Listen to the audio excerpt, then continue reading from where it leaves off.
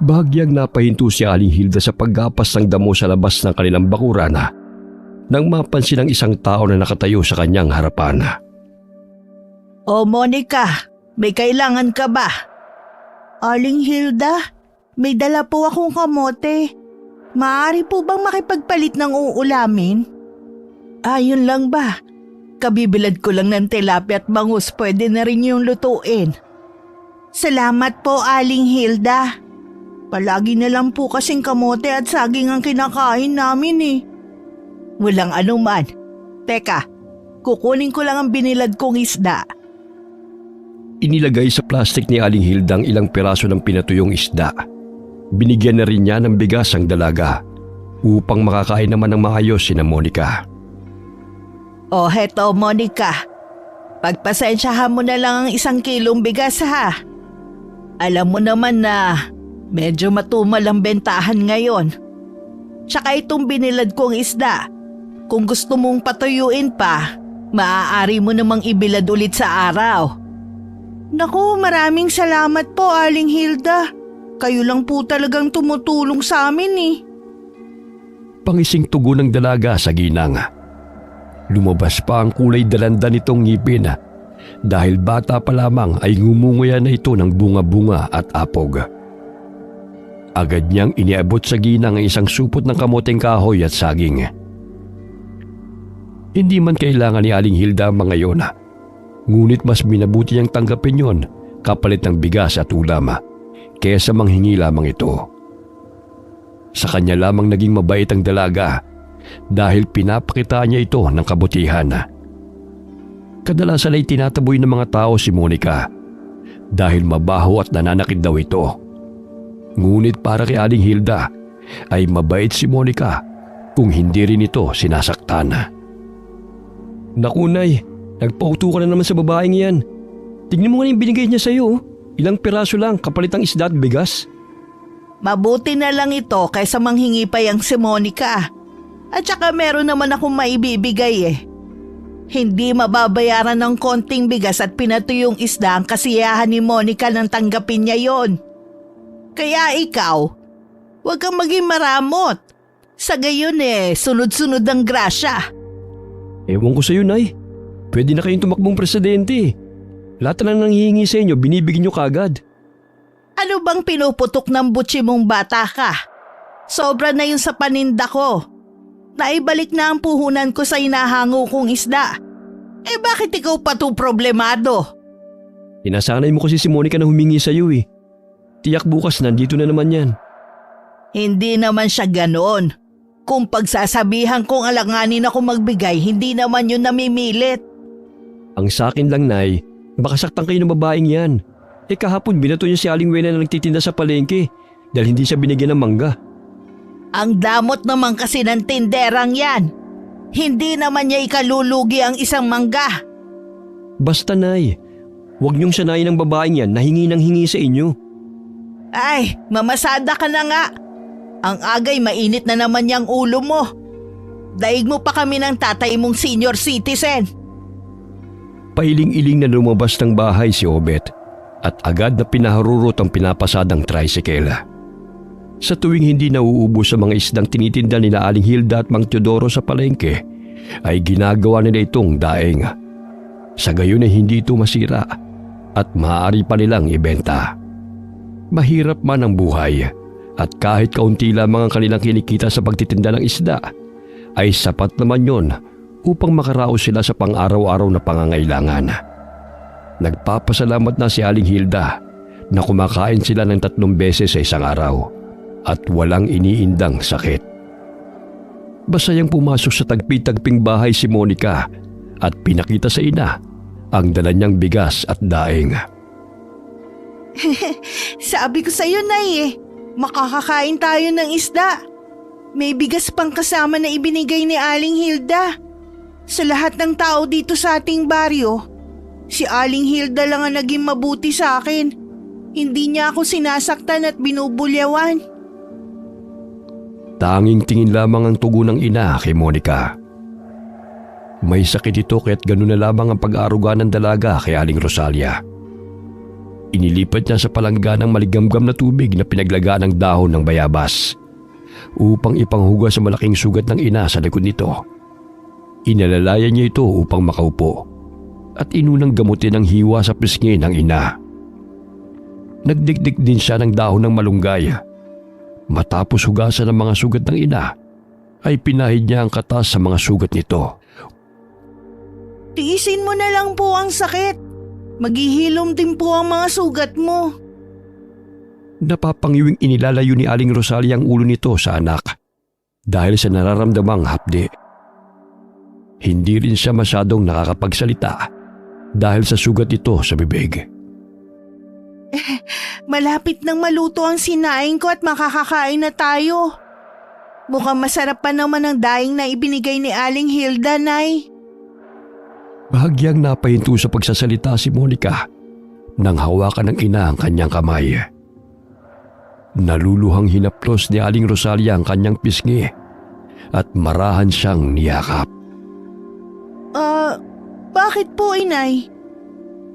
Gusto himang magsalita ni Aling Rosalia, ngunit hindi niya magawa dahil sa sakit ng kanyang mga sugat sa pisngi. Alam kong nahihirapan ka na. Salbahay talaga ang mga tao may gawa niyan sa inyo. Huwag po kayong mag-alala. Gagantihan ko po ang mga taong yan. Mga salbahay sila. Sinaktan ka nila. Bagamat higit na 30 na ang edad ni Monica, animoy 10 taong gulang lamang ang pag-iisip nito. Kaya madalas ay nagiging tampulan siya ng tukso ng mga bata sa baryo at maraming naiinis sa kanya dahil palagi itong nangihingi ng pagkain. Kung di na pagbibigyan, ay kinukuha niya ito at itinatakbo. Luto na po ang kanin, Nay. Dinamihan ko na po ang sabaw para hindi ka na mahirapang pangumuya. Sa kabila ng kanyang kondisyon, ay naging mapagmahal siyang anak. Subalit naging marahas ang lipunan sa kanilang mag-ina dahil pinaghihinadaan ng kanyang ina na isang aswang. Yun din ang dahilan na maging siya'y iniiwasan at tinatrato na di kaaya-aya ng mga tao. Makailang subo pa lamang ay ayaw nang kumain ni Aling Rosalia. Ayaw niyo po ba sa luto ko? Marami pa po sa kaldero. Kumain kayo ng marami sa gayong gumaling kayo kaagad. Napapikit na lamang si Aling Rosalia dahil sa kumikirot ang kanyang mga sugat.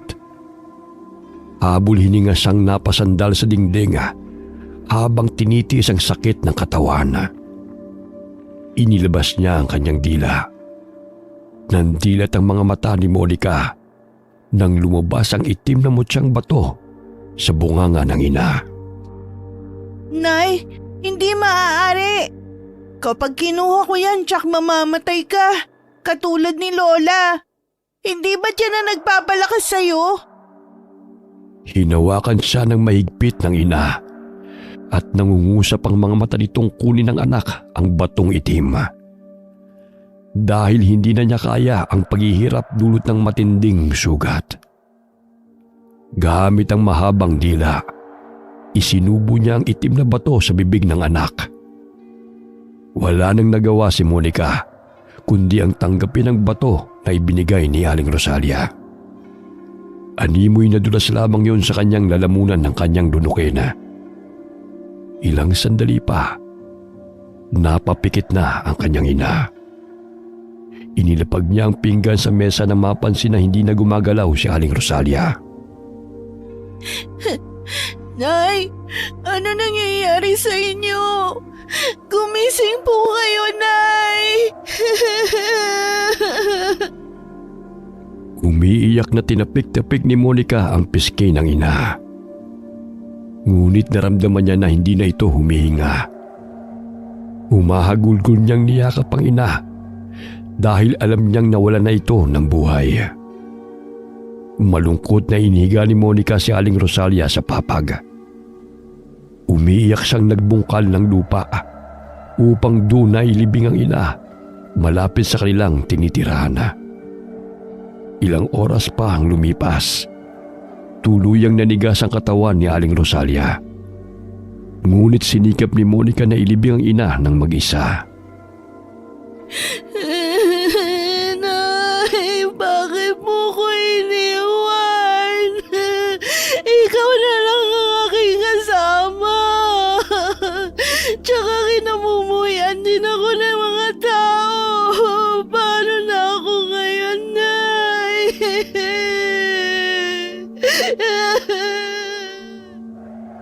Umiiyak na ibinaon ni Monica ang ina sa lupa. Ilang sandali papungas-pungas siya ng pisngi nang maaninaw na may mga taong paparating.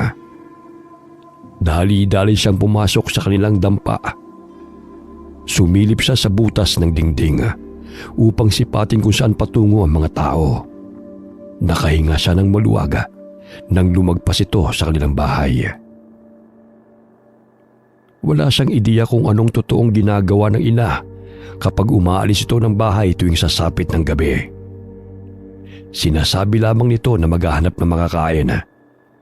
Ngunit wala naman itong dalang pagkain maliban sa mga bahid ng dugo sa kanyang damit. Palaging sinasabi ng kanyang ina na malalaman din niya ang katotohanan sa takdang panahon. Namuhay ng mag-isa si Monica sa gubat.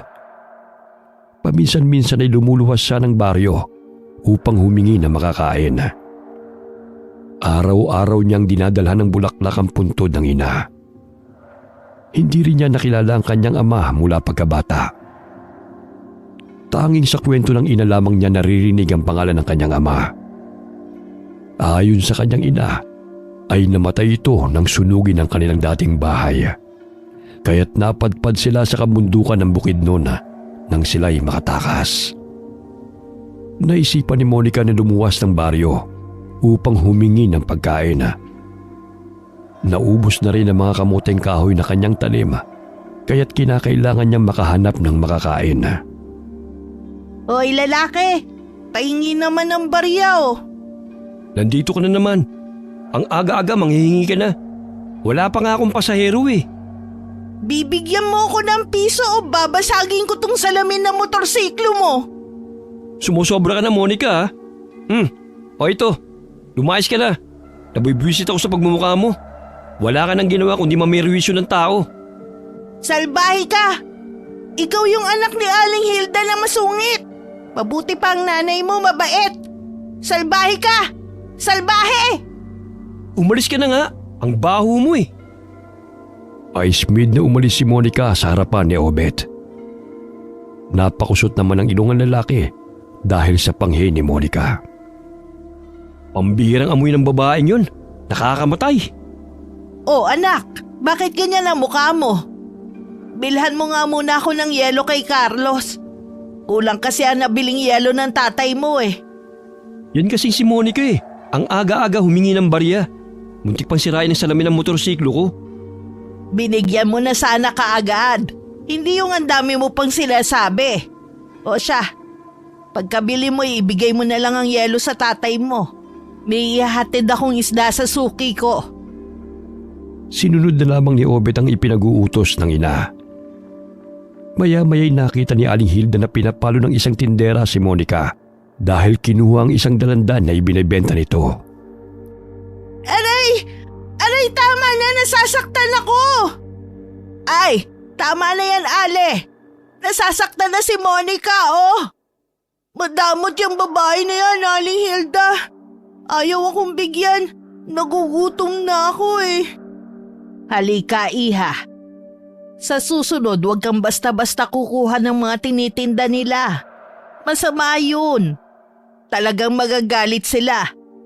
O itong 10 piso. Bayaran mong kinuha mong dalandan. Sige po. Hindi na po mauulit. Tama yan. Sa gayon ay hindi ka nila saktan. Ikaw naman, Ale. Huwag naman gano'ng kabilis ang kamay mong manakit. Nakikita mo naman ang kondisyon ni Monica eh. Nagdadadaldal pa ang tindera. Ngunit hindi na pinakinggan pa ni Aling Hilda at agad na umalis. Hindi niya namalayan na sinusundan siya ni Monica habang palabas siya ng palengke.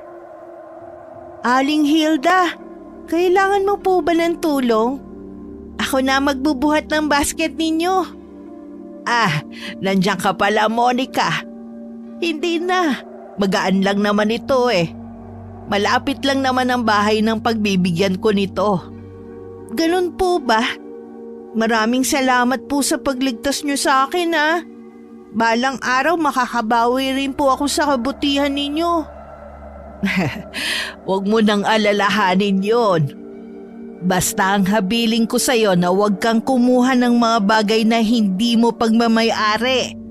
Dahil magagalit ang mga tao. O ito, bumili ka ng tinapay, alam kong nagugutom ka. 20! Salamat po, Aling Hilda. Ang bait mo po talaga. Bukas, nandito ka ba? Nangangamoy ka na kasi. Kaya bibigyan sana kita ng damit nang sa gayon makaligo ka't makabihis. Ano po, damit? Gusto ko yun. Magkakaroon na ako ng bagong damit. O sige, iha. Mauna na ako ha. Bumili ka ng pagkain mo. Pangiting tumalikod si Monica at tinungo ang panaderya. Masaya niyang iniabot ang bayad sa tindero. Nadatnan siya ni Obet na kumakain ng tinapay sa sulok ng palengke. Nakita siya ni Monica, kaya't hinarangan siya nito. Hoy lalaki! Nakikita mo ba tong tinapay na to? Binili ko to, hindi ko ninakaw. Binigyan ako ng pera ng nanay mo. Di katulad mo, napakasalbahe mo. Umalis ka na nga sa dinadaanan ko. Ubusin mo na lang yan. Mabuti naman hindi ka nagnakaw. Malaking himala Hindi kita bibigyan ng tinapay. Akin to. Ayawan ko sa'yo. Diyan ka na nga. Matapos kumain ay umikot si Monica sa palengke. Tinitignan niya ang mga paninda. Ngunit pinipigilan niya ang mga kamay na manguha. Bigla siyang nagulat ng dinuro-duro siya ng isang babae at tinulak palayo sa kanyang mga panindang ubas. Dahilan na siya'y natumba. Hindi ako magnanakaw. Ang sabi ni Aling Hilda, masama yun. Tumitingin lang naman ako Paismid na tumayo si Monica at lumabas ng palengke. Napakamot siya ng ulo nang biglang mahagip ng kanyang paningin si Aling Hilda na tumatawid ng kalsada. Nakita niyang matuloy ng pagpapatakbo ng taxi na maaaring bumangga kay Aling Hilda. Hindi niya mawari ang niksing nararamdaman habang tumatakbo siya patungo sa kinaroroonan ng ginanga. Bigla niyang niyakap si Aling Hilda habang tumatakbo patungo sa gilid ng kalsada. Nagulat ang ginang sa ginawa ni Monica. Ilang sandali narinig nila ang malakas na kalabog. Nabundol ang taxi sa isang jeep dahil nawalan ito ng preno. Diyos ko, ano nangyari?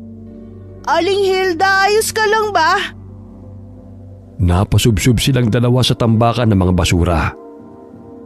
Dahan-dahang bumangon si Aling Hilda. Napasapo siya sa kanyang dibdib nang makitang nayuping bahagi ng jeep na binangga ng rumaragasang taxi. Diyos ko, Monica, iniligtas mo ang buhay ko. Nasaktan po ba kayo? Hindi naman masyado. Medyo nangalay lang ang balakang ko. Maging ang mga tinderang naroon ay hindi makapaniwala sa ginawang pagligtas ni Monica sa buhay ni Aling Hilda. Kung hindi siya iniligtas ni Monica, tiyak ay nasa ospital na siya o di kaya ay nasa morgue. Malaki ang pinsala ng taxi. Maging ang driver ay dinala sa ospital dahil sa natamo nitong mga sugat at nahimatay rin ito. Nang marilig ang tungkol sa aksidenteng muntik ng mabangga ang ina, ay dali-daling lumabas ng palengke si Obet at hinanap ang ina. Nakita niyang kasama ni Aling Hilda si Monica na nooy inaalalayan ang ina at pinupunasan ng sugat ito sa tuhod. Nay, may masakit po ba sa inyo? Daling ko na kayo sa ospital. Huwag mo akong alalahanin. Gasgas lang naman ito Tsaka hindi naman ako nasaktan. Siguro tong si Monica. Ikaw, Monica, nasaktan ka ba? Hindi. Mabilis akong tumakbo eh. Kaya nga lang, dito kami sa basurahan bumagsak ni Aling Hilda. Kita ko nga eh. Basta wala nasaktan sa inyong dalawa ha. Basta ako, ayos lang, malakas ako eh. Oh, sa'yo na lang tong sukli ko sa binili kong yelo. Tsaka, salamat sa pagligtas mo kay inay ha. Wow, ang daming barya at may 20 pa. Salamat sa'yo ah. Hindi ka pala salbahe. Ako nang bahala kay nanay. Bumili ka na rin ng pagkain mo. Hindi ko talaga inaasahan na muntik na akong mabangga. Mabuti na lang dumating si Monica. Kung hindi, siguro pinaglalamayan na ako ngayon. Huwag mong sabihin yan, Nay. Hindi mo pa talaga oras. Halika na, punta na natin si tatay. Bumalik ng gubat ng maraming dalang tinapay si Monica. Dumidilim na, ngunit mas pinili niyang umuwi sa kanilang tinitirhan. Sa daan ay may nalalanghap siyang amoy na hindi pangkaraniwan. May nakita siyang kubo at marahan siyang lumapit doon. Mula sa bintana ay may nakita siyang babae na nagtutupi ng damit habang may dinuduyang sanggol. Natuon ang kanyang paningin sa sanggol hanggang sa hindi niya namalayan na tumutulo na ang kanyang laway. Pinilig-pilig niya ang kanyang ulo dahil sa hinuha niya hindi yun pagkain. Ngunit may bahagi sa kanyang isipan na kunin ang sanggol at lantakan ang sariwang laman nito. Dali-dali siyang umalis sa lugar na yon nang marinig ang boses ng lalaki habang kinakausap ang asawa nito. Hindi ito maaari. Ang sabi ni Aling Hilda, hindi ako dapat kumuha ng hindi sa akin. Hindi ko pag-aari ang sanggol. Ayokong kunin siya sa mga magulang niya. Masama yun. Hindi mabuti. Pagdating ng bahay ay nagsiga siya ng kahoy upang magbigay ng liwanag sa loob ng madilim niyang dampa. Habang lumalalim ang gabi, umiinit ang buo niyang katawan. Hindi niya mawari ang uhaw na nararamdaman, kaya tumakbo siya patungong ilog at inilublob sa tubig ang katawan. Gayunpaman, hindi mapawi ng tubig ang matindi niyang uhaw. Animoy may hinahanap ang kanyang lalamunan at sumasagi sa kanyang isipan ang sanggol na kanyang nakita sa kubo. Hindi! Hindi ko kukunin ng sanggol! Hindi siya sa akin! Magagalit si Aling Hilda pag ginawa ko yun! Ayoko! Ayoko magalit ang kaibigan ko! Sinasabunutan ni Monica ang sarili habang nilalabanan ang kanyang isipan. Ilang sandali pa, nakapa niya ang makapal na balahibo na tumutubo sa kanyang pisngi. Kumulubot ang kanyang balat at nanlilisik ang kanyang mga mata. Ano nangyayari sa akin? Bakit parang isa na akong hayop? Hindi pwede! Hindi ako hayop! Tumutulo ang luhang sambit ni Monica. Ilang sandali pa'y naalala niya ang palaging naririnig niyang tinatawag sa kanyang ina na isa itong aswang. Aswang! Hindi ako aswang! Hindi ako masama! Ayokong pumatay! Nagkubli si Monica sa mga talahib. Pinipigilan niya ang sarili na kumain ng laman ng tao. May bahagi sa kanyang isipan na nag-uutos na pumatay siya. Ngunit naalala niyang habilin ni Aling Hilda na huwag siyang gumawa ng masama sa kapwa. Nakarinig ng kaluskos ang aswang na si Monica sa paligid. Kaya't palinga-linga siya upang tukuyin kung sino yon. Ilang sandali pa, nasipat ng kanyang paningin ang isang tao na animoy nakikiramdam sa paligid. Hindi ito katulad ng normal na taong kumaglakada. Maihahalin tulad ito sa unggoy at pasinghot-singhot pa ito. Sino naman kaya yan? Bakit parang katulad ko siya nakawangis ng hayop? Hindi kaya aswang rin siya? Napansin niya na dahan-dahan itong tumungo sa silong ng kubo. At nakikita ni Monica na pilit na sinisira nito ang kawayang sahig. Kaya't napagpasahan niyang tunguhin ang nakikita niyang nilalang. Hoy! Anong ginagawa mo riyan? Siguro magnanakaw ka, no? At sino ka namang pakialamera ka? Aagawan mo pa ako ng pagkain? Anong pagkain? Hindi ako magnanakaw ng pagkain. Umalis ka na nga rito. Sinisira mong diskarte ko. Ang hina ng utak mong aswang ka. Alis! Isusumbong kita sa nakatira rito. Magnanakaw ka. Kung isusumbong mo ko, pareho tayong papatayin. Pwede ba tumahimik ka na yan? Kung makukuha kong sanggol, hahatiin natin. Sanggol? Bakit hahatiin? Hindi naman siya tinapay. Wisit ka, umalis ka na nga rito.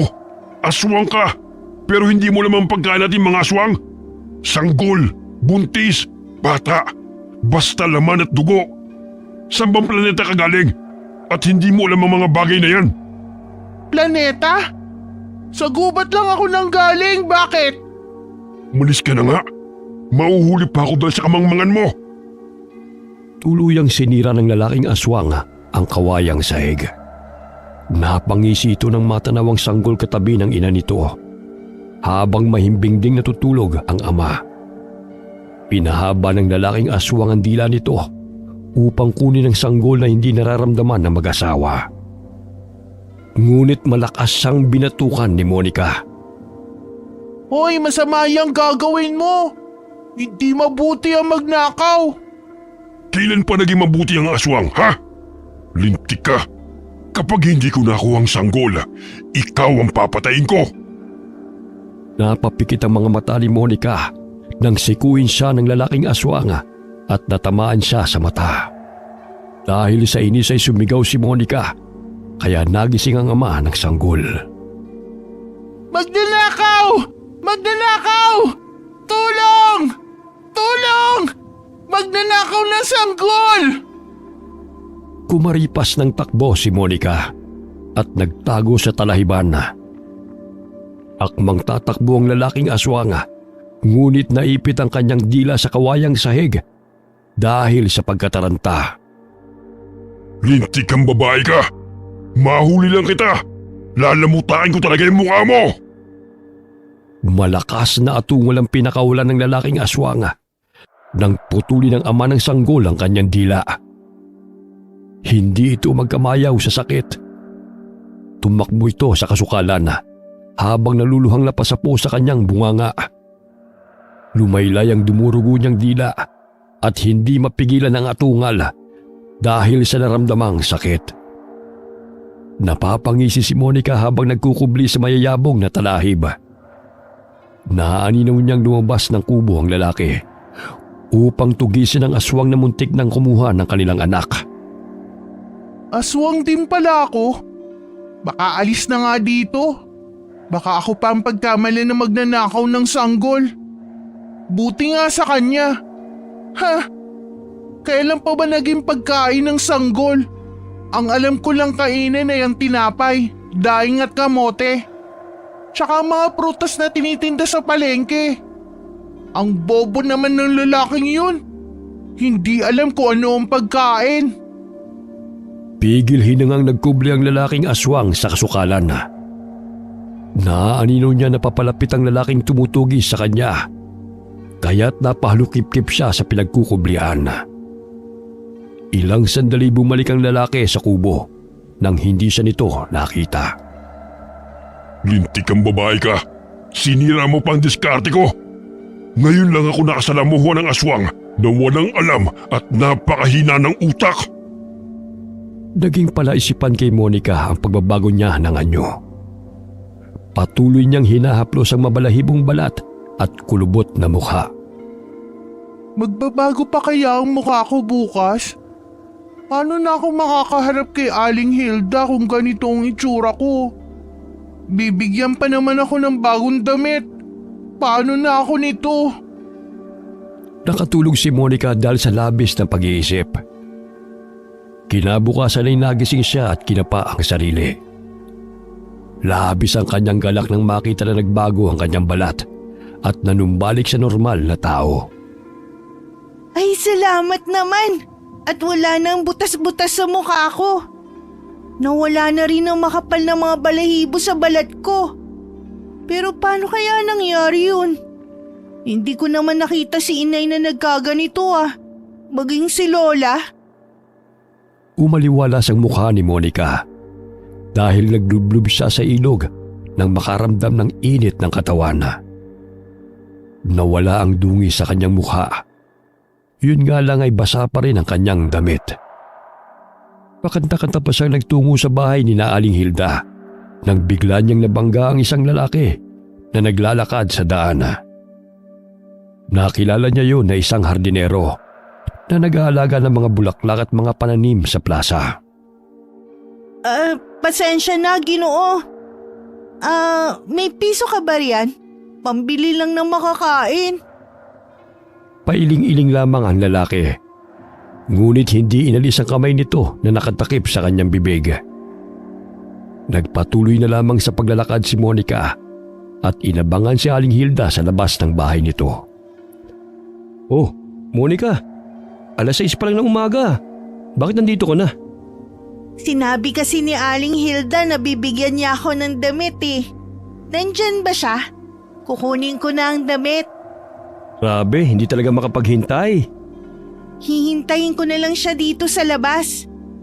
Gising naman siya eh. Teka, tatawagin ko lang. Abay, ang aga naman niya. Teka, kukunin ko pa sa cabinet. Ayan kasi, pinangakuan niyo. Hindi na makapaghintay. Hayaan mo na. Para naman malinis siyang tignan. At hindi api-apihin ng mga taong walang ginawa kundi kutsain siya. Mauna na po ako, Nay. Siguradong marami ng estudyante sa daan. O siya, ako nang bahala kay Monica. Sabihin mong hintay na lang niya ako. Napaupo si Monica sa labas ng bakuran ng bahay ni Aling Hilda habang kagat-kagat ang kuko. Nandilat ang kanyang mga mata nang makita ang magsasakang napadaan sa kanyang harapan. Naririnig pa niya ang kwento nito sa kasama na may aswang na muntik nang kumuha ng kanilang anak. Siya yung taong humabol sa lalaki. Sayang nga lang hindi niya nahuli ang magnanakaw ng sanggol. Akalain mo pagkain daw? Kailan pa naging pagkain ng sanggol? Napatayo si Monica nang makitang lumabas ng bahay si Aling Hilda. Inakay siya ng ginang patungo sa poso at doon pinaliguan. Basayang binihisan ng ginang si Monica. Sa gayon ay hindi na ito kutsain ng mga tao na mabaho. O ayan, malinis ka na.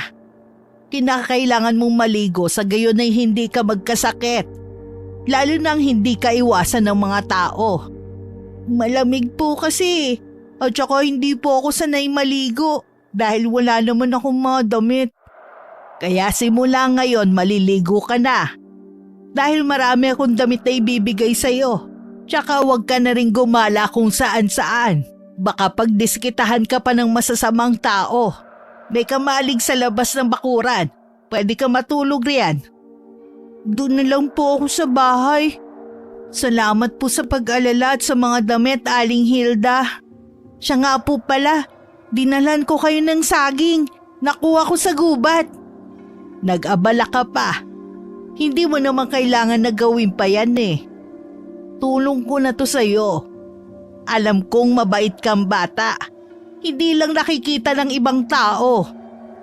Hindi na po ako nagnanakaw. Sa katunayan, sinumbong ko ang lalaking magnanakaw ng sanggol.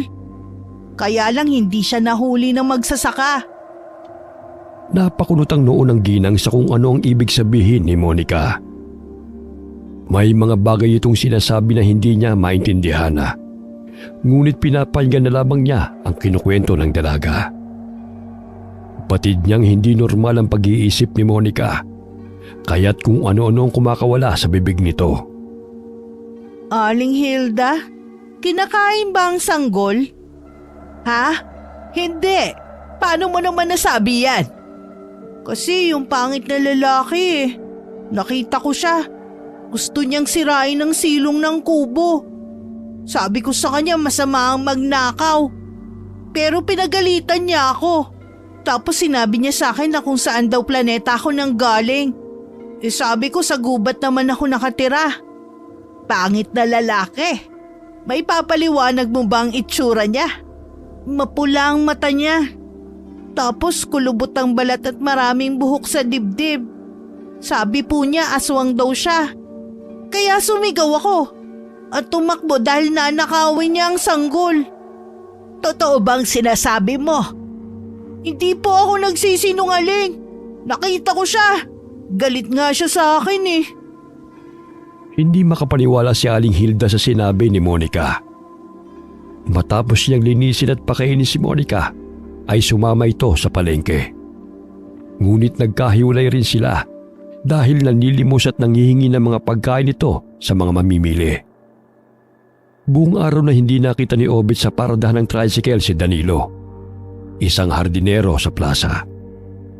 Pinapasingil sa kanya ni Aling Hilda dahil 3 araw na itong kumuha ng isda na hindi pa nababayaran. Si inay naman kasi, pautang ng pautang kahit hindi naman niya lubos na kakilala. Tapos akong pasisingilin kapag hindi siya nababayaran. Saan ko naman hahanapin yun? Maya-maya'y nakita niya si Monica na nanghihingi ng pera sa mga mamimili. Hindi na siya masyadong nilalayuan ng mga tao dahil malinis na ang kanyang itsura. Monica, halika nga rito. Nakikita mo ba yung hardinero dyan sa plaza? Hardinero? Kaninang umaga nabangga ko pa nga siya eh. Kaya nga lang sa daan habang papunta ako sa bahay ninyo. Kanina ko pa siya hinahanap eh. Di ko naman makita. Kapag nakasalubong mo siya uli, sabihin mo sinisingil na siya ni nanay. Tubango si Monica at agad na umalis. Napasulyap si Monica sa babaeng buntis na kanyang nakasalubong na may bitbit pang 3 taong gulang na bata. Sinundan niya ito ng tingin dahil nakaamoy siya ng hindi pangkaraniwang halimuyak. Nakita niyang patakbong sinalubong ng batang lalaki si Obet. Maging ang babaeng buntis ay napayakap sa lalaki. Bakit ganito ang nararamdaman ko? Bakit kakaiba ang amoy ng babaeng buntis? Pinilig-pilig niya ang ulo dahil sumasagi sa kanyang isipan na lapitan ang babaeng buntis at hawakan ang tiyan nito.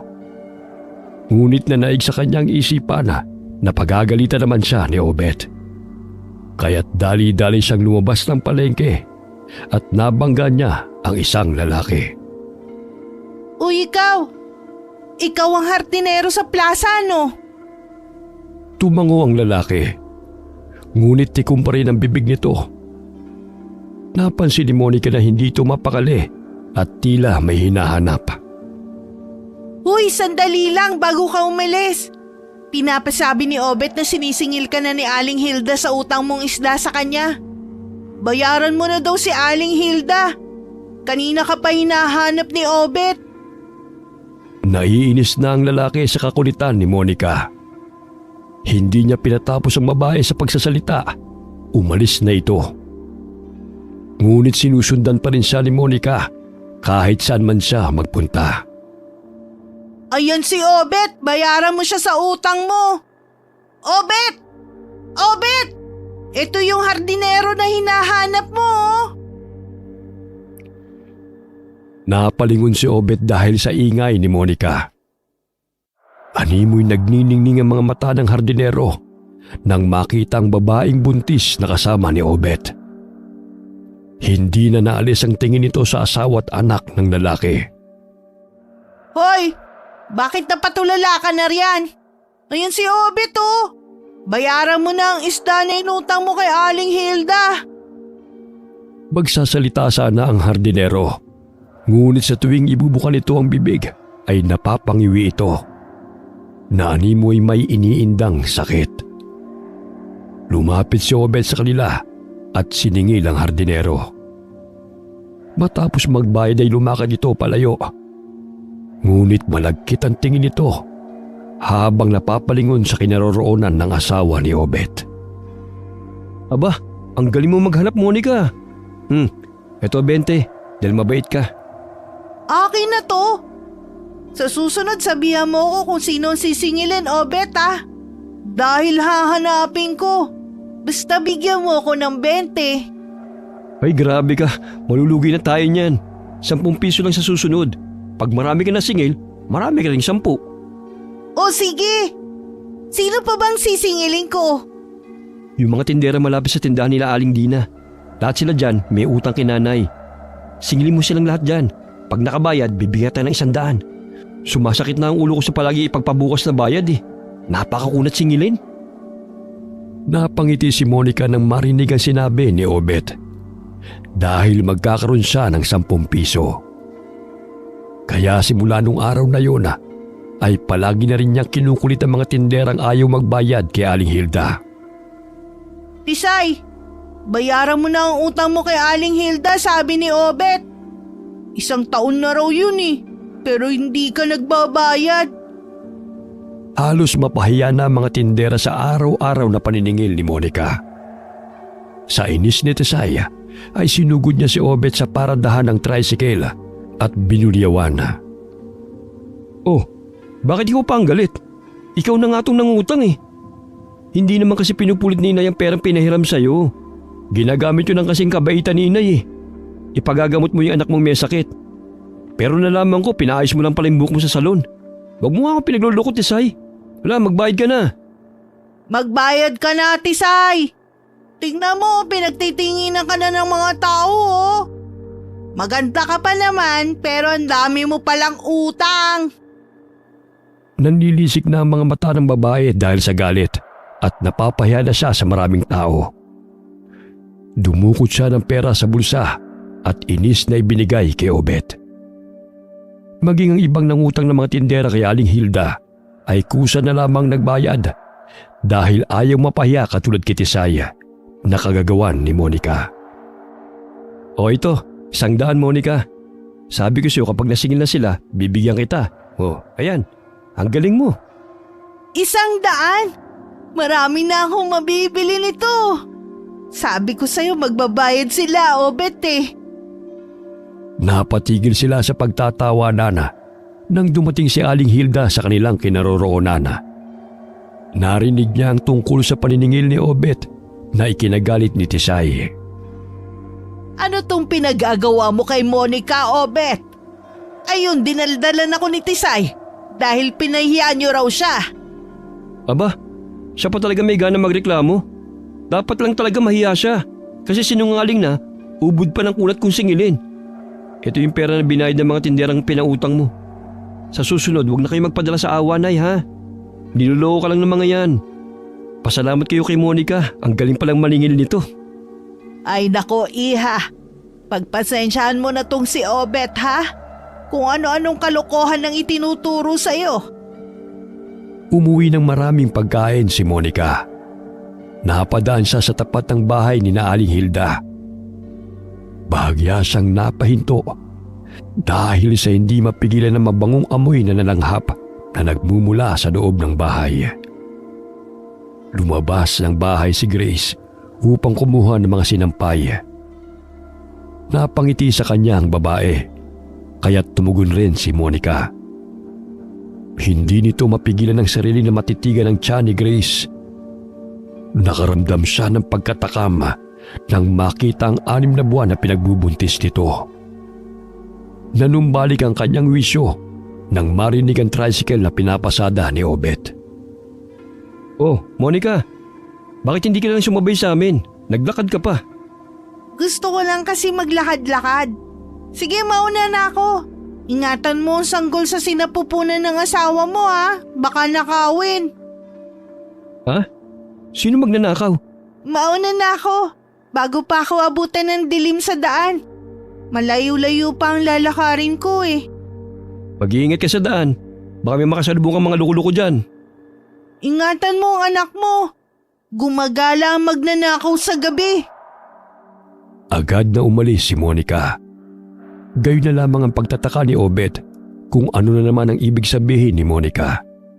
Pailing-iling niyang pinasok ang kanilang bakuran at pinapasadang tricycle.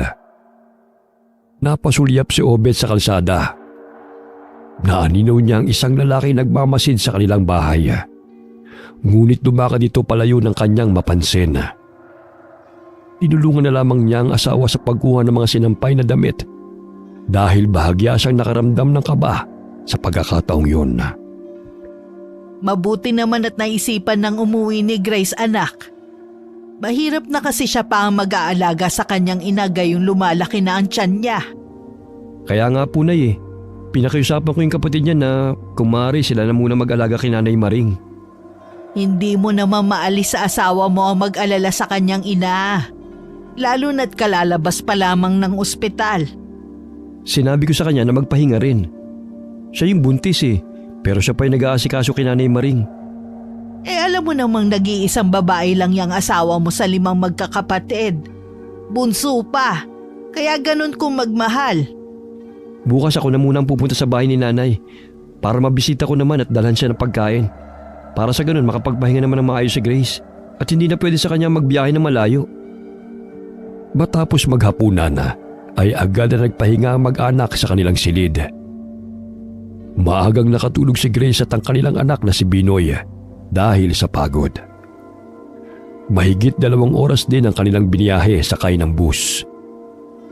Hating gabi, malakas na kalabog ang narinig ni Obet mula sa bubungan.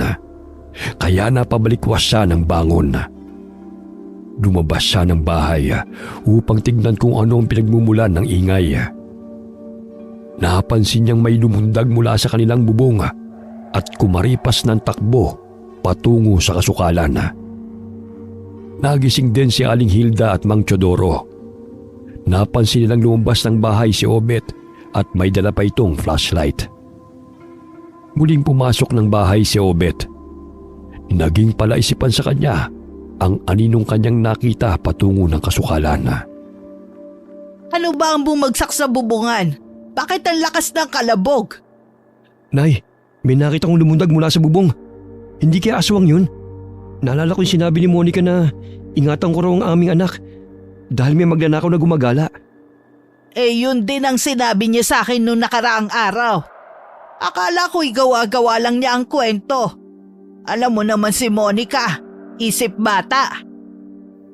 Lumabas muli ng bahay sila Mang Teodoro at Obet upang tignan kung naroon pa sa paligid ang nakitang nilalang.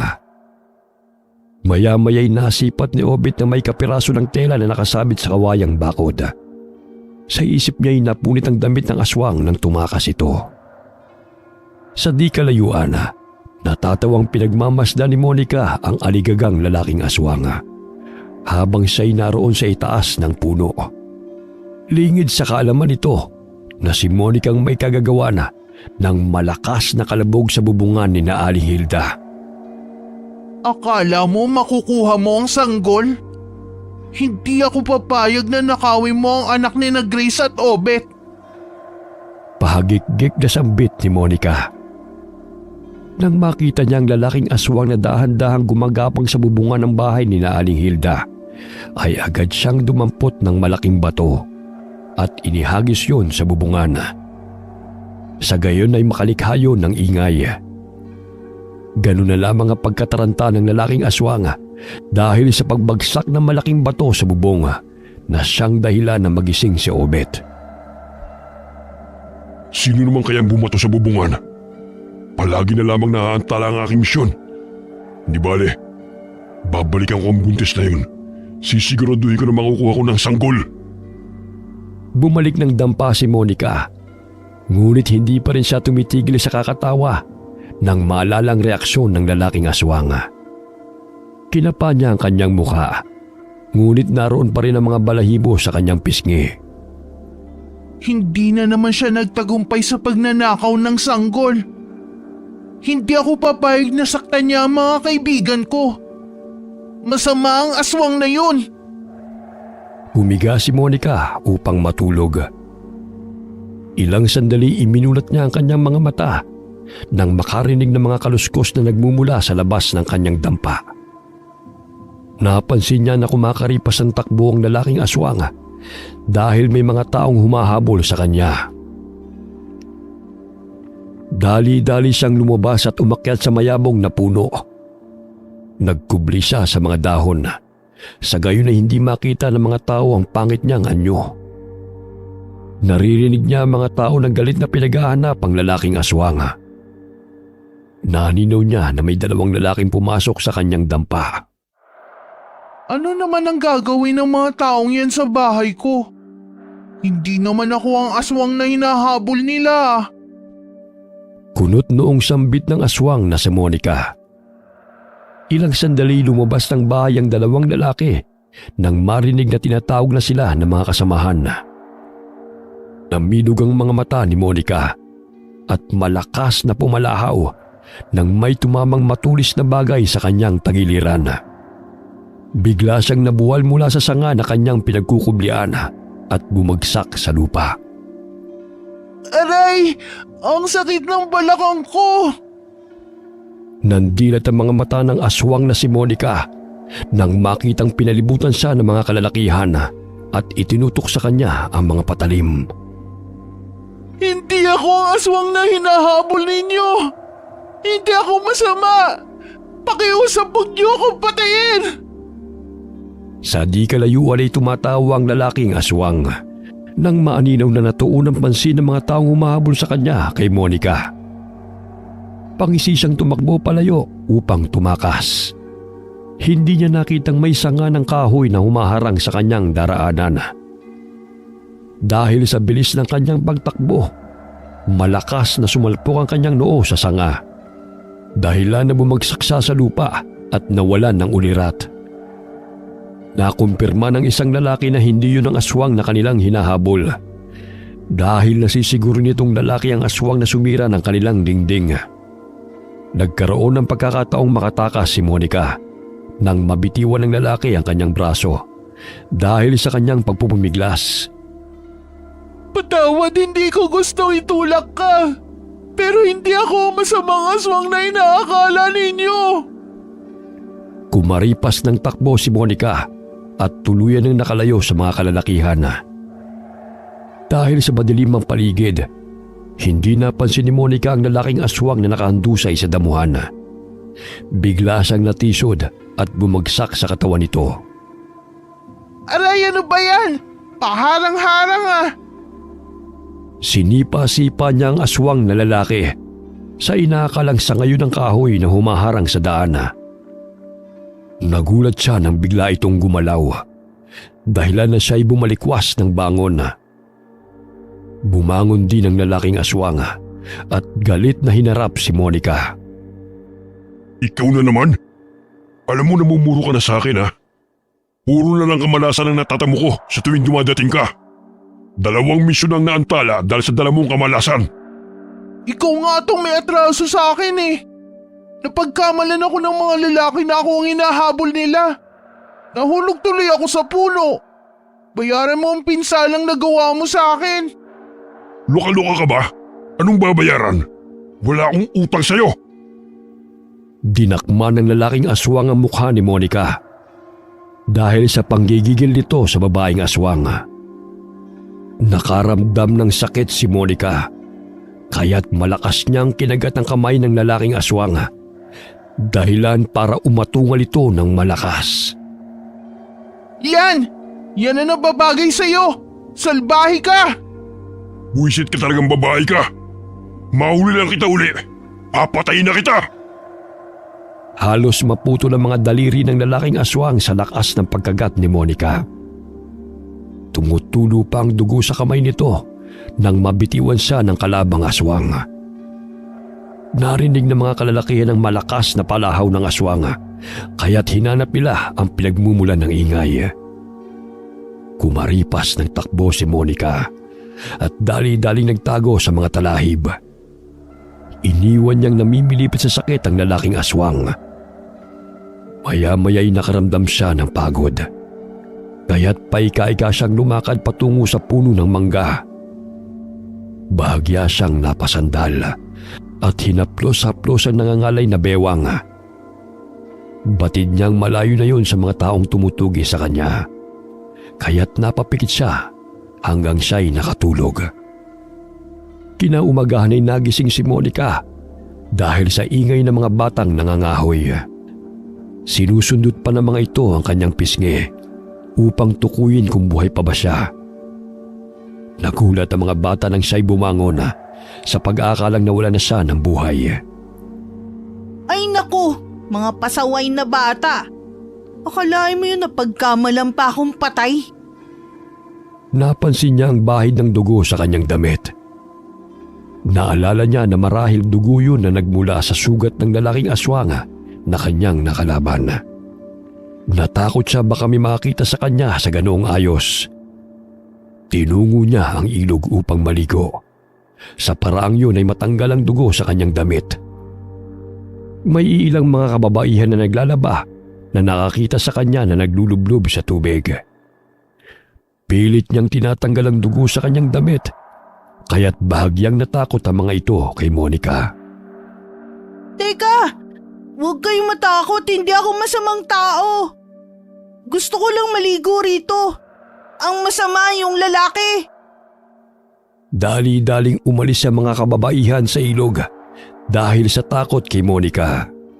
Nadidinig pa niya na tinatawag siya na aswang ng babae. Ngunit sinulyapan na lamang niya ito at agad na lamang umahon. Hindi ako aswang. Hindi ko kayo kakainin. Doon kayong matakot sa lalaking masama ang ugali. Sigaw ni Monica sa mga kababaihan na umiiwas sa kanya. Basang-basa na tinungo ni Monica ang bahay ni Aling Hilda. Umupo siya sa labas ng bakuran at hinintay ang paglabas ng ginang. Ilang sandali narinig niya ang boses ni Grace na tinatawag ang anak. Agad siyang tumayo mula sa pagkakaupo sa damuhan at dumungaw sa bintana ng bahay. Naaninaw niyang naghahain ng almusal si Aling Hilda, kaya tinawag niya ang ginang. Oh, Monica, nandiyan ka pala. Bakit ganyan ang itsura mo? Ang aga-aga basang-basa ka. Maaga po kasi ako naligo sa ilog Numantsahan po kasi ang damit ko. Pumasok ka nga muna rito. Nang sa ganun makapagpalit ka ng damit. Kumain ka na rin bago umalis. Hindi pa man nakakapasok ng bahay si Monica, ay nakaramdam na ng paghilab ng tiyan si Grace.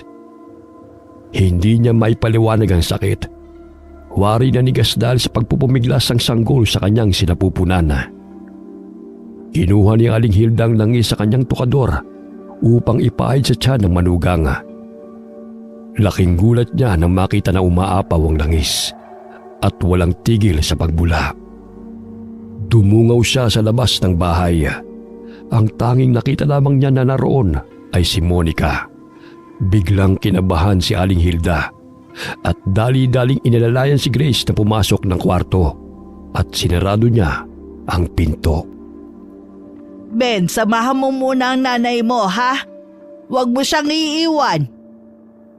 Naghiwa ng luya si Aling Hilda at pinahawak sa manugang. Hinaplusan niya ng langis ang tiyan ni Grace, kaya't unti-unting nawala ang paghilab at nararamdaman itong sakit. Huwag kayong lalabas ng kwarto, ha? Ako na ang bahala kay Monica. Alingalingang hinintay ni Monica si Aling Hilda na siya'y pagbuksan. Napakunot-noo siya ng maaninaw ang hardinerong si Danilo na nagmamasid sa bahay ni Aling Hilda na nakatayo sa likod ng mga puno. Bakit palagi kong nakikita ang lalaking yun na napapagawi rito? Hindi naman dito ang bahay niya. Paglabas ng bakuran ni Aling Hilda ay lumakad ring palayo ang lalaki. Napansin ni Monica sa mukha ng ginang ang pagkabalisa. Monica, ito ang damit at saka ito ang pagkain, oh. Maraming salamat, Aling Hilda. Kumusta po si Grace? Si Grace? Bakit mo naman naitanong? Gusto ko lang po siguruhin kung maayos po ang kalagayan niya at ang sanggol sa tiyan niya. Nag-aalala po kasi ako. Baka bumalik ang aswang na gustong kumuha sa anak niya. Aswang? Sige iha, magbihis ka na at ayan ang pagkain. Magpapahinga kasi si Grace, sumama kasi ang pakiramdam niya. Sige po, Aling Hilda. Aalis na po ako. Sabihin niyo po kay Grace na magpahinga na lang muna. Adimoy pinawisan ng malapot si Aling Hilda nang makita na tumigil sa pagbula ang langis sa bote nang tuluyang nakaalis si Monica. Napasa po siya sa kanyang dibdib at napapikit. Hindi kaya totoong haka-haka na aswang ang nanay ni Monica? Matagal-tagal ko nang hindi nakikita si Rosalia. Maaari kayang naipasa na nito ang pagiging aswang kay Monica. Pero bakit niya pinag-iingat si Grace at ang sanggol nito kung siya nga ang aswang? Ay nako, naguguluhan na ako. Napaupo si Grace sa ilalim ng puno at kumain ng almusal na ibinigay ni Aling Hilda. Pansamantala siyang napatigil sa pagmuya nang makita na naman niya ang lalaking pabalik-balik na palagi nagmamasid sa bahay ni na Aling Hilda. Hoy ikaw! Sandali nga lang. Anong pakay mo sa bahay ni na Aling Hilda? Palagi kita nakakasalubong at alam kong hindi ka taga rito. Ikaw yung hardinero sa plaza na malapit sa palengke.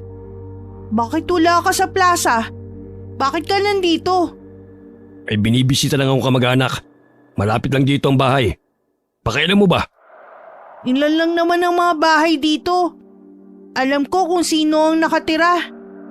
Sino ang binibisita mo, Aber? Sino ka ba? Daig mo pa ang pulis kung magtanong ah. Siguro mangungutang ka na naman kay Aling Hilda, no? Lumang estilo na yan. Kaya umalis ka na. Tantanan mo na si Aling Hilda. Natuon ang pansin ni Monica sa kamay ng lalaki na ipinasok nito sa bulsa ng pantalon. Hindi nito tinatanggal ang kamay kahit tumalakad na ito palayo kay Monica. Bahagyang sumagi sa isip ng dalaga na marahil yun ang lalaking aswang na kanyang kinagat, kaya't hinabol niya itong muli. Teka, sandali lang. Bakit mo tinatago ang kamay mo? Ano nangyari dyan? Bakit ba ang kulit mo? Paulit-ulit ka na lang eh. At isa pa, wala akong dapat na ipaliwanag sa'yo. Diyan ka na nga! Baliw! Malakas nitong itinulak si Monica dahilan ng pagkatumba ng dalaga. Inambahan pa nitong kakaltukan si Monica, ngunit mabilis itong umilag. Nagkataon na may dumaang tricycle, kaya't agad na sumakay ang lalaki at tuluyang nakalayo sa lugar na yon. Posible kaya na siya ang lalaking aswang na nakalaban ko kagabi? Hindi maaaring kunin niya ang sanggol sa tiyan ni Grace. Mamamatay si Grace pag ginawa niya yun. Naku! Hindi maaari. Isusumbong ko siya kina Obet at Aling Hilda. Alas 4 na ng hapon nakauwi ng bahay si Obet. Nadatnan niya sa kanilang bahay si Aling Hilda at ang kanyang mag-ina. Oh, Nay, akala ko ba sinama mo si tatay sa palengke? Hindi na muna. Medyo sumama kasi ang pakiramdam ko kaya sinabihan ko ang tatay mo na siya na lang muna roon. Ganun ba? May gamot ka ba dyan? Kung wala, bibili ako. Meron pa naman. Huwag ka mag-alala, nakainom na ako. Maya-maya'y narinig nila ang boses ni Monica na tumatawag sa labas ng kanilang bahay. Napansin ni Obet ang pangamba sa mukha ng ina at bahagya siyang hinawakan ito sa braso. Anak, kung maaari huwag mong iiwan ang mag-ina mo. Lalo na't buntis yang asawa mo. Ayoko lang na may masamang mangyari kina Grace at kay Ben. Oo naman, Nay. Pero bakit parang natatakot yata kayo? Ayun na naman yung ampun niyo. Kung maaari wag mong pahintulutan na makalapit si Monica kay Ben at kay Grace. Baka matakot si Ben sa kanya. Tsaka baka kung anong sumagi sa isipan niya at kung ano ang magawa niya sa bata. Naninibago naman yata ako sa inyo, Nay. Noon sinasabi mo na mabait siyang si Monica. Ngayon parang nag-iiba na yata ang ihip ng hangin ah. Mabait sa atin, oo. Pero kay Ben at Grace nangangamba ako. Basta sundin mo na lang ang sinasabi ko. Huwag mong iwan ang iyong mag-ina. Naalala mo yung sinasabi mong nilalang na sumampa sa bubong? Natatakot ako, anak. Baka nagkatotoo ang haka-haka na naririnig ko tungkol sa kanya. Naaswang si Monica? Bakit kasi hindi mo pa ako diretsuhin, Nay? Alam mo naman naging malapit na sa akin ng batang yan. Pero wag mo siyang saktan hanggat hindi naman siya nananakit, anak. Hindi ko naman siguro mapapangako sa inyo na hindi ko siya masasaktan kung magagawa niyang saktan sino man sa atin. Sinasabi ko lang to sa'yo. Nang sa ganun makapaghanda ka sa anumang panganib. Hindi ko naman sinasabing saktan mo si Monica. Lalo na't hindi pa natin nasisiguro na siya nga ang sumampa sa bubungan. Basta, Nay, hindi ako magdadalawang isip na patay ng aswang na mapapagawi sa atin. Lumabas ng bahay si Obet at hinarap si Monica. Nakangisi pa ang dalaga na makita siya nito. May dala itong saging upang ibigay kay Aling Hilda. Napansin ni Obet ang mga galos sa balat ni Monica. Naalala niya ang aswang na kumaripas ng takbo patungo ng kasukalan nang lumabas siya ng bahay. Sa isip niya, maaaring si Monica nga ang aswang na yon. Oh, Monica, ano naman ang ginagawa mo rito? Bakit ganyan ang itsura mo? May dala akong saging. Ito para sa inyo. Nabalitaan ko kasi masama ang pakiramdam ni Grace. Ito palang halamang oregano. Ilaga mo na lamang ang saging na yan para may makain ka. Para hindi ka na nanghingi ng pagkain kahit kanino. Kung maaari, huwag mo nang dalas-dalasan ang pagpunta rito. Nakakabulabog ka na rin, Monica eh. Bakit naman? Hindi naman ako salbahe Kinuha ko pa sa gubat ang mga halamang gamot para kay Grace para gumaling siya. Itapal mo na lamang yan sa mga sugat mo. Ayos na si Grace. Huwag mo na siyang alalahanin pa. Sige na, umalis ka na, Monica. Napasimangot na umalis na lamang ang dalaga. Pasulyap-sulyap pa siya sa bahay habang lumalakad palayo. Malungkot na tinatanaw ni Aling Hilda si Monica. Ngunit kailangan niyang dumistansya sa dalaga.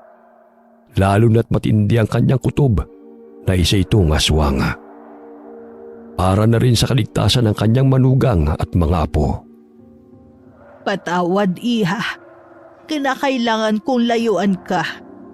Ayoko lamang mapahamak ang aking mga apo. Pinalis ko na si Monica, Nay. Mabuti nga hindi umira ng katigasan ng ulo. Oh, bakit para malungkot kayo? Wala, anak. Maya-maya puntahan mo na ang tatay mo sa palengke. Tsak marami nang mamimili sa ganitong oras. Sumapit ang gabi. Mahimbing na nakatulog si Monica sa kanyang tinitirhang dampa. Ilang sandali na pabalikwas siya ng bangon nang makaramdam ng pag-init ng katawan. Tumingala siya sa kalangitan. Naaninaw niya na bilog at maliwanag ang buwan. Ibang-iba ang kanyang nararamdaman kumpara sa bawat gabing nagpapalit siya ng anyo bilang aswang. Nakakaramdam siya ng sakit sa tuwing napupunit ang kanyang balat na tinutubuan ng makakapal na balahibo. Hindi rin niya mawari ang lakas na nananalitay sa kanyang katawan at naging malakas ang kanyang pangamoy. Hindi niya mapigilan ang sarili na sundan ng mabangong amoy na siyang sanhi ng matindi niyang gutom. Pinilig-pilig niya ang ulo sapagkat may kung anong tiling na nag-uutos sa kanya na pumatay ng tao. Tama na! Hindi ako pwedeng pumatay! Ayokong kamuhian ako ni Aling Hilda! Masama ang pumatay! Napasubsob si Monica sa damuhan habang umiiyak. Maya-maya'y may naririnig siyang atungal. Batid niyang malayo ang pinagmumula ng tinig na yun. Ngunit dahil tumalas ang kanyang pandinig, bawat kaluskos ay kanyang naririnig. Naaamoy din niya ang mabahong amoy na pamilyar sa kanyang pangamoy. Nandito lang sa paligid ang lalaking aswang. Nasisiguro kung may bibiktimahin na naman yun. Katulad ko, lumakas din siya dahil kabilugan ng buwan. Hahanapin ko siya para pigilan sa masamang binabalak niya. Siguro pupuntahan niya uli si Grace. Hindi ako papayag na saktan niya ang mga kaibigan ko. Pinipigilan ni Monica ang sarili na matakam sa bango na kanyang naaamoy. Batid niyang nanggagaling yun sa amoy ng sanggol. Wari itinutulak ang kanyang sarili na tunguhin ang bahay ni Aling Hilda. Upang pigilan ang sarili, ay isinubo niya sa kanyang bunganga ang mga damo at ginuya yun upang maibsan ang matinding gutom na nararamdaman. Ngunit batid niyang tanging dugo at laman lamang ng tao ang makakapawi sa kanyang uhaw at gutom. Umakyat siya sa puno malapit sa bahay ni Aling Hilda. Naaninaw niyang gumagapang patungo sa bakuran ng lalaking aswang. Kaya't dali-dali siyang bumaba ng puno at kumaripas ng takbo patungo sa kinaroroonan ng lalaking aswang. Hoy, umalis ka rito! Damuho ka, wala ka talagang ginawa kundi ang mamerwisyo ng mga natutulog. Nandito ka na naman? Gusto mo talaga masaktan, oh? Pabayaan mo ko sa diskarte ko. Humanap ka ng pagkain mo. Ako ang nauna rito. Alam ko ang sanggol ang sadya mo. Pabayaan mo na sila. Kumain ka na lang ng mga prutas. Baliw ka talaga. Pagkain natin mga aswang ay laman at dugo ng tao. Kaya huwag ka na magpakabayani. Dahil masama ang tingin ng mga tao sa lahat ng mga aswang. Maging sa katulad mo nagbabait-baitan. Demonyo ka pa rin sa mga mata nila. Malakas na sinampal ng lalaking aswang si Monica at sinakal. Ganun na lamang ang pandidilat ng mga mata nito dahil sa nahihirapan na siyang makahinga. Ilang sandali binitiwan siya ng lalaki nang maramdamang nangihina na si Monica at malakas na tinadyakan. Dahilan na tumilapon ito patungong kasukalan. Sumalpok si Monica sa malaking puno ng nara at tumama siya sa malaking ugat nito. Ganun na lamang ang pamimilipit niya sa sakit. Pangising sumampa ang lalaking aswang sa bubungan. Binutasan nito ang kalawanging yerong bubungan. Inilabas nito ang mahabang dila at ipinasok sa butas. Palapit ng palapit ito sa pinagbubuntis ni Grace. Kaya't ganun na lamang ang pagkasabik nito na sipsipin ang dugo ng babae at ng sanggol. Bumangon si Monica at patalon-talon na tinungo ang bahay ni Aling Hilda. Muli siyang sumampa sa bubungan at sinakmal ng lalaking aswang sa leeg nito. Hindi mo makukuha ang sanggol! Hindi mo sila mapapatay, salbahe ka! Mahigpit na hinawakan ng lalaking aswang ang buhaghag na buhok ni Monica at ibinilibag ito. Dahilan na bumagsak ang aswang na si Monica sa lupa. Dahil sa mga kalabog, nagising sina Obet at lumabas ng bahay. Lumundag ang lalaking aswang upang sugurin si Monica. Bagamat namimilipit man sa sakit, ay lumaban pa rin ito. Gamit ang mahabang kuko, ay ibinaon niya yun sa tagiliran ng lalaki. Buwisit ka talagang babae ka. Panira ka ng diskarte. Bitiwan mo ko! Hindi ka makakatakas! Kailangan mo pagbayaran ng pagkahulog ko! Mahuhuli ka ni na Obet! Mukha ka talagang pera kahit kailan. Kasalanan mo yan. Dahil pakialamera ka. Tinadyakan niya si Monica sa ulo. Dahilan na mabitiwan siya ng babaeng aswang. Ngunit muli siyang nahawakan ni Monica sa kaliwang paa. Bago pa ito makalayo. Nagimbal sina Obet at Mang Teodoro nang tumambad sa kanilang paningin ang dalawang aswang na naglalaban. Paulit-ulit na tinatadyakan ng lalaking aswang si Monica upang bitiwan siya nito. Ngunit gano'n na lamang ang pagtitiis ng babaeng aswang sa nararamdamang sakit upang hindi makalayo ang kalaban nito. Hoy! Anong ginagawa niyo sa bakuran namin? Mga animal kayo! Gusto niyang kunin na sanggol sa tiyan ni Grace! Dali, Obet! Huliin mo siya! Huwag ka magpalin lang sa babaeng to. Siya ang may pakana kung bakit kami nandito. Siya nagsabi na sugurin namin ang buntis upang kunin ang sanggol. Sinungaling ka! Hindi totoong sinasabi ng aswang na yan, Obet! Salbahe siya! Kaya ako na parito dahil gusto ko siyang pigilan! Monica? Ikaw ba yan? Kinuha ni Obet ang itak at lumapit sa dalawang aswang. Hindi na pinalampas ni Mang Teodoro ang pagkakataon na hatawin ng patalim ang likod ng lalaking aswang. Umatungal ang aswang dahil sa hiwa nito. Matalim niyang tinitigan ng matandang lalaki. Inilabas nito ang mahabang dila at hinampas ang kamay ni Mang Teodoro na may hawak na patalim. Kaya't natumba si Mang Teodoro at tumilapo ng hawak nitong itak. Abay, gumaling na pala ang dila mong pinutol ng magsasaka noon. Paano nangyari yun? Wala kang alam. Kung sa bagay napakamangmang mo. Bitiwan mo na nga ako. Kung ayaw mo umalis sa pesteng lugar na ito, huwag mo na akong idamay. Sino nagsabi sa'yo na aalis ka? Ipakukulong kita dahil sa pinsalang ginawa mo. Tignan mo, nasira mo ang bakod ni na Aling Hilda. Ang bobo mo talaga. Maging ikaw ay papatay nila dahil aswang ka rin. Hindi naman ako masama katulad mo ah. Hindi ko kakainin ang anak ni Obet. Ikaw lang ang may gusto nun. Malakas na sinampal siya ng lalaking aswang at muli siyang tinadyakan sa ulo. Ngunit bago pa man ito makatakbo palayo, ay ibinato ni Obet ang hawak nitong kutsilyo patungo sa lalaking aswang. Bumaon ang patalim sa tagiliran nito, kaya humahangos itong tumakbo patungong kasukalan. Anong klaseng aswang at tangin ng babaeng yun? Bakit palagi niya akong pinapakialaman sa diskarte ko? Siya lang yata ang aswang na nakilala kong hindi natatakam sa laman ng tao, lalo na sa sanggol. Dinampot ni Mang Teodoro ang itak sa lupa at inamba ang sasaksakin si Monica. Subalit pinigilan siya ni Obet nang maaninaw ng anak na pamilyarang suot na damit nito. Wag! Wag niyo akong patayin! Hindi ako masama! Hindi ko kagustuhan na maging kawangis ng hayop. Naparito ko para pigilan sa masamang balak ang lalaking aswang na yon.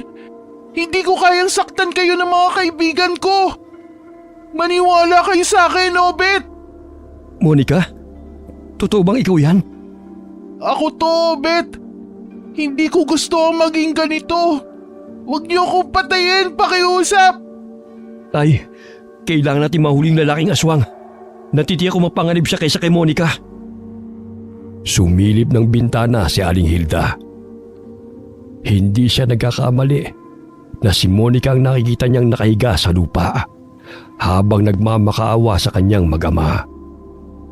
Nasisiguro niya na ang damit na suot ng aswang ay ang duster na ibinigay niya kay Monica. Bumangon si Monica at kumaripas ng takbo patungong kasukalan. Sumunod sina Obet at Mang Teodoro upang habulin ng lalaking aswang. Tila asong pasinghot-singhot si Monica sa paligid at inaamoy kung saan naroon ang lalaking aswang.